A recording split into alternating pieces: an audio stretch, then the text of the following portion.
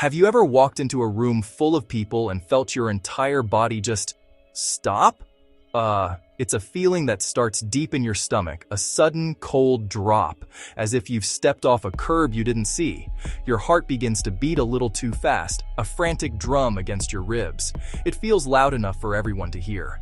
Your mind, which was just thinking about traffic, goes completely, terrifyingly silent. Your mind, which was just thinking about your to-do list, goes completely, terrifyingly silent. You stand there, just on the edge of the circle, a ghost at the party, and you have absolutely no idea what you are supposed to say or do with your hands. It's a peculiar kind of paralysis, isn't it? It feels like you've momentarily forgotten the basic instructions for being a person. You become hyper-aware of your own machinery. You watch your own mouth, wondering if you should smile, and if so, how much.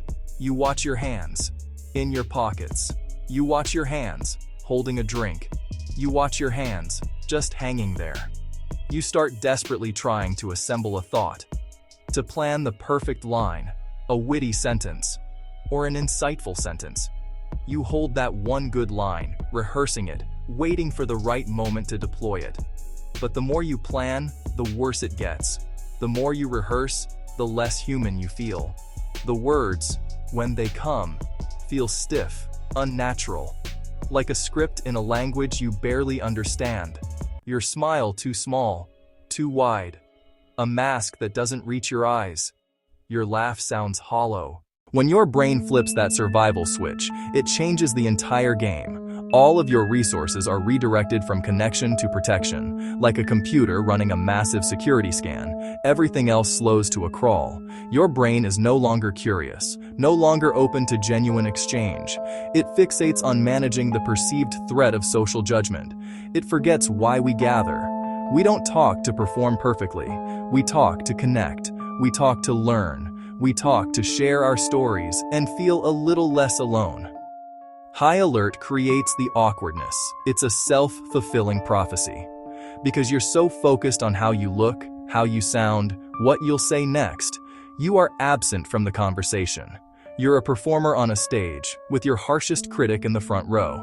You're not with the other person, trapped in a feedback loop. Like dancing while staring at your own feet, you'll stumble. Here it is. This is the core insight. The one change that can begin to untangle the knot of social anxiety. Are you ready? Stop trying so hard to be interesting. Let that go. Release the pressure to be witty, clever, impressive. Instead, pour all that energy into one goal. Be interested. Shift your focus from performance to curiosity. Move your mental spotlight from yourself to the person in front of you.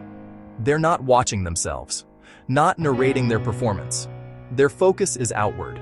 They watch the other person, curious about their story, their day, their perspective. They ask because they want to know. They are listening. That is the whole secret. A small, simple shift that changes everything. It's not easy at first, but it's a skill you can learn. It is a practice. It starts with small, concrete actions, simple tools to redirect your brain, anchors to hold you in the present. It begins with your body, breathing. When you choose to understand the other person, your threat system powers down. The internal critic loses its audience. Give yourself a different job. The job of a listener, a witness, a student of another person's experience. You stop acting, and you start connecting. The real you can show up. How do you do this when your heart is pounding and your mind is blank? It starts with small gestures. These aren't personality makeovers, just tools that pull your attention outward. Breathe. Ask a small, honest question. Listen for a detail you can connect with. Each time you choose to be interested, you vote for connection over fear. So how do we put this into practice? How do we move from the idea to the act? Here are 5 simple, actionable steps. These are tools, not rules. Training wheels. Keep them small. You don't have to do all at once. Pick one. Progress, not perfection. First, breathe. One slow breath before you join. In through your nose, out through your mouth. Let your shoulders drop. Tell your nervous system, you are safe. Second, ask a small question. Forget brilliant lines. Gentle invitations work. How was your day, really? What's been on your mind lately? What's the best thing that happened this week? Third, listen. Don't plan your response. Notice a name, a place, a feeling. Then reflect it back as a question. You mentioned Austin. How was that? It proves you were paying attention. It makes them feel heard. Tool A. Ask one genuine question, then one follow-up, before you talk about yourself. Tool B. Embrace silence. Count to 2. Then speak. Now, the gremlin in the room. Shame. As you practice, you'll stumble. A question falls flat. A 2-second pause feels like an eternity. You'll leave and the inner critic screams, "I should have said that. I sounded so dumb." Shame feeds on silence and secrecy. That voice is a liar. Most people feel awkward sometimes. They rehearse in the shower, in the car, lie awake replaying a clumsy sentence. Most worry what others think. Feeling awkward isn't weakness, it's human. Be kind to yourself. First, notice the voice. Don't fight or argue. Acknowledge. Then, name it. There's the shame voice again. By naming it, you create space. You are not the shame. Offer a compassionate phrase. I am learning. This is hard, and I'm doing my best. It's not letting yourself off the hook. It's grace to be a work in progress. That simple kindness can stop the spiral and return power to you. Imagine a week from now.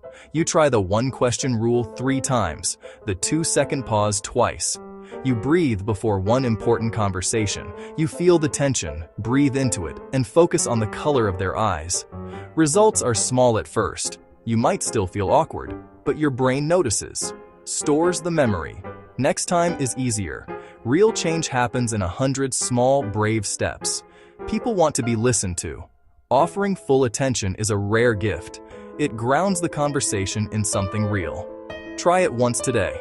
Ask one honest question, then listen. If you want more tools and honest stories, subscribe.